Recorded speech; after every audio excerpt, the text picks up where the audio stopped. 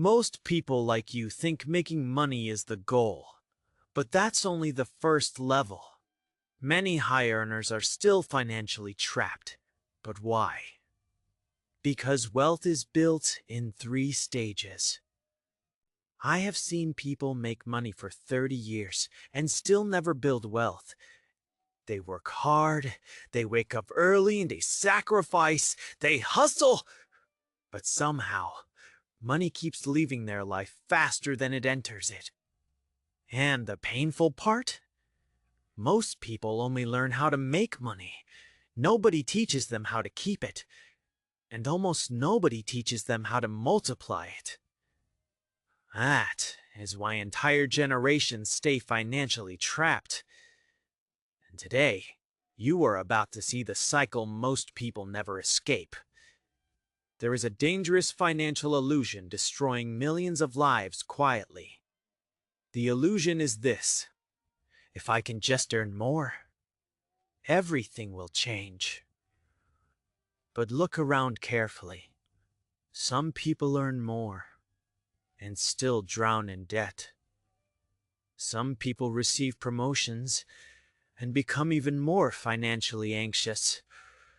Some people increase income, yet their stress increases too. Why? Because income alone does not create wealth. Identity creates behavior. Behavior creates habits. Habits create financial outcomes. And this is where it gets dangerous. Most people were never trained to build wealth. They were trained to survive. Survival thinking sounds normal in the beginning. Spend it before it finishes. I deserve this. At least let me enjoy my money. I'll save later.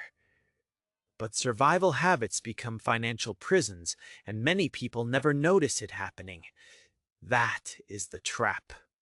Today, I want to reveal the 3 money levels almost nobody teaches. 1. How to make money. 2.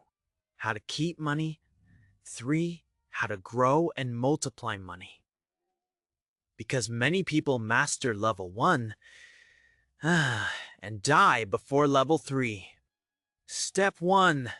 How to make money. Let's start with the first level. Making money. This is where most people stop.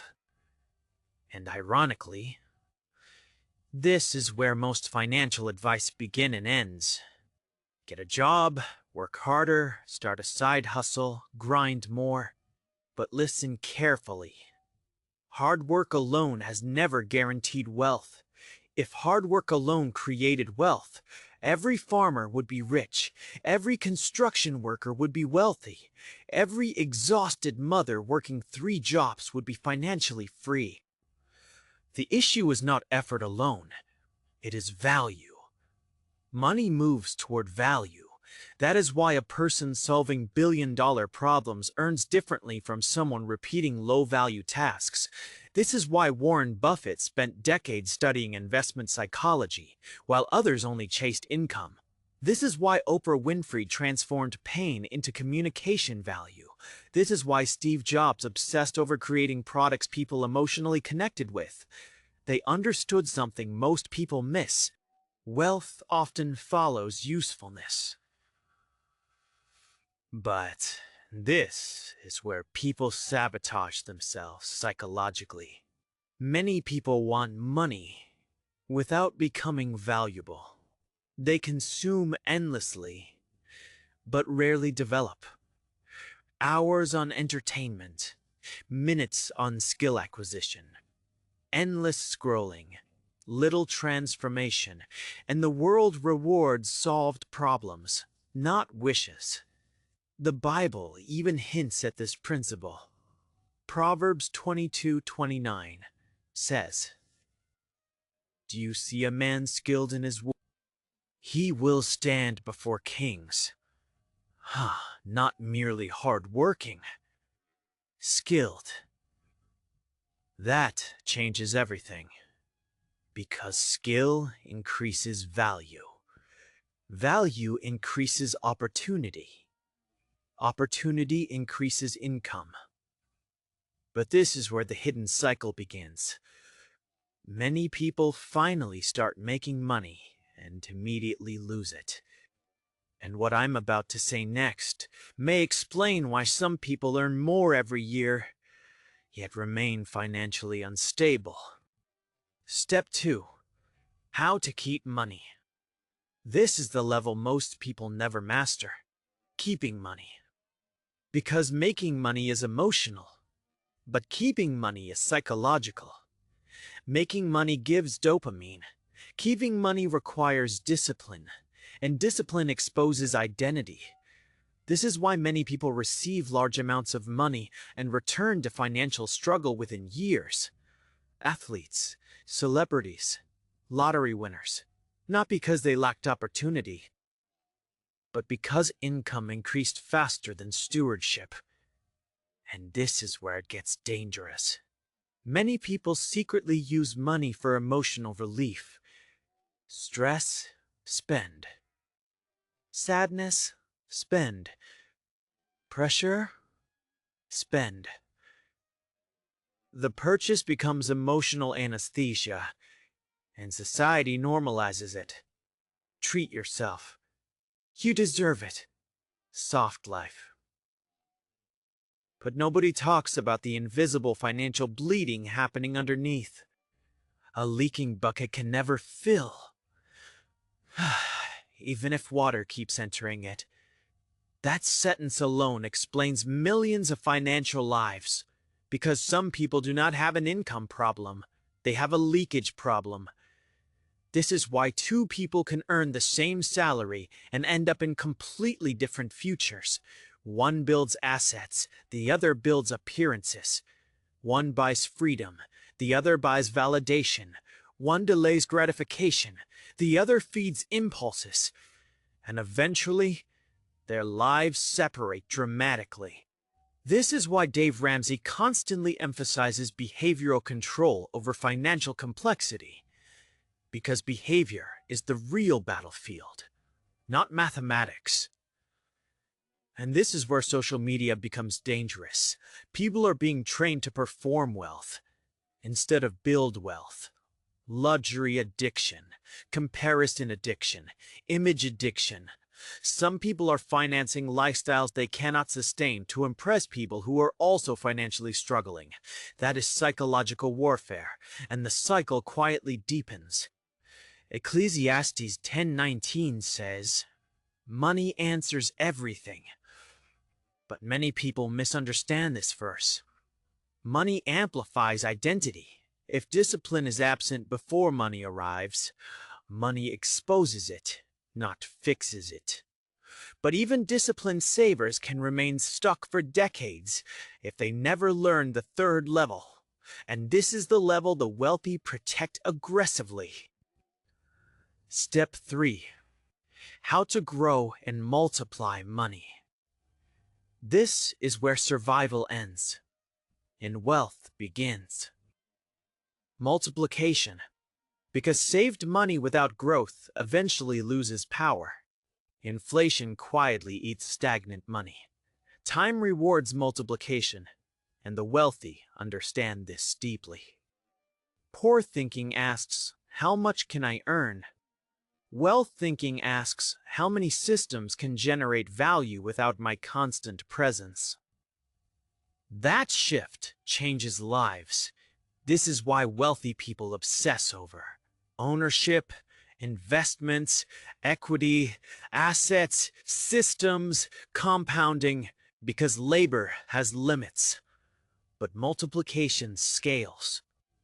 This is why Robert Kiyosaki teaches the difference between assets and liabilities. This is why Elon Musk focuses on ownership structures. This is why Jeff Bezos spent years prioritizing long-term expansion over short-term appearance. The wealthy think in decades. Most people think in weekends, and that single difference creates radically different outcomes. A tree grows slowly, but once rooted deeply, it survives storms smaller plants cannot endure. That is how wealth works, quietly first, then visibly. But most people sabotage multiplication because they are addicted to immediacy. They want visible success now. They want fast validation now. They want quick money now. And impatience destroys stewardship. This is why Proverbs 21:5 says, "The plans of the diligent lead surely to abundance." Not urgency, not emotional impulse, diligence, consistency, patience, structure. And here is the painful truth. Many people are one disciplined decade away from a completely different life, but they keep restarting the cycle every year. New income, new spending, new debt, new pressure. Repeat, repeat, repeat, until life feels permanently heavy. But the real issue goes deeper than money. It is identity. Because financially broken patterns are often identity patterns in disguise. Some people subconsciously believe wealth is not for them, struggle is normal, suffering is permanent, rich people are evil, financial discipline is punishment. So even when opportunities appear, their psychology resists transformation. That is why some people sabotage success unconsciously, because the mind protects familiar identity even when that identity creates pain. Read that again internally. The mind protects familiar identity even when that identity creates pain. That is why transformation is not merely financial.